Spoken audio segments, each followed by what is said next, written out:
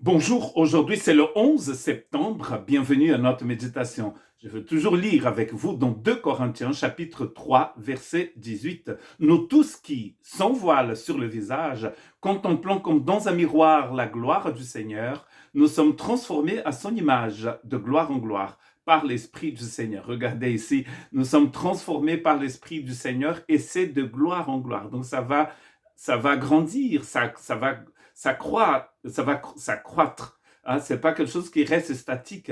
Donc la vie chrétienne, elle est faite comme ça, d'une croissance qui va de gloire en gloire. Nous sommes donc ici métamorphosés par l'Esprit du Seigneur.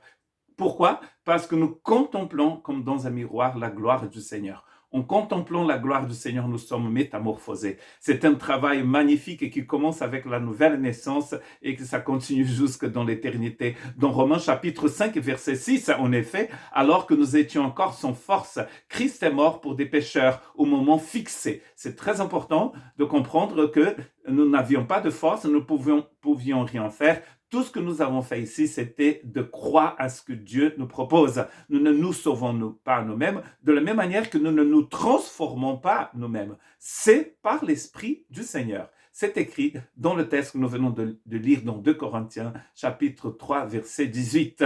Dans Jean 1, 12, il dit « Mais à tous ceux qui l'ont accepté, à ceux qui croient en son nom, elle, donc la parole, a donné le droit de devenir enfant de Dieu. Nous avons reçu ce droit de la parole éternelle qui est ici identifié à celui qui est, qui était, qui viendra, c'est-à-dire notre Seigneur Jésus-Christ. C'est par cette parole éternelle que Dieu a créé l'univers. Et c'est par cette parole aussi que Dieu nous donne le droit de devenir enfant de Dieu. Donc ceux qui sont métamorphosés sont ceux qui, en fait, sont devenus enfants de Dieu. Il nous a sauvés, dit Paul dans Tite 3, 5, et il ne l'a pas fait à cause des actes de justice. Encore une fois, ça ne dépend pas de vous. Ce n'est pas vos actes de justice, ce n'est pas nos actes de justice.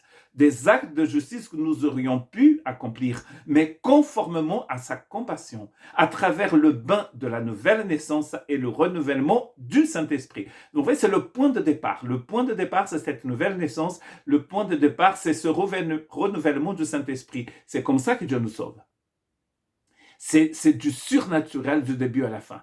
Il n'y a pas de métamorphose qui ne commence pas avec cette nouvelle naissance par le renouvellement du Saint-Esprit. Merci de nous suivre dans cette méditation. Je vous encourage aujourd'hui, si vous ne connaissez pas encore cette expérience extraordinaire, extraterrestre, éternelle, de devenir une nouvelle création, de demander au Saint-Esprit, de demander au Seigneur de vous introduire dans la vie éternelle. Et ensuite, vous allez continuer à marcher avec lui, aller de gloire en gloire. Si vous êtes en Christ, allez toujours de gloire en gloire. Ne vous contentez pas de votre appartenance religieuse à n'importe quelle religion d'ailleurs, parce que Jésus n'est pas une religion. Jésus vous propose une relation avec l'éternité. Que Dieu vous bénisse.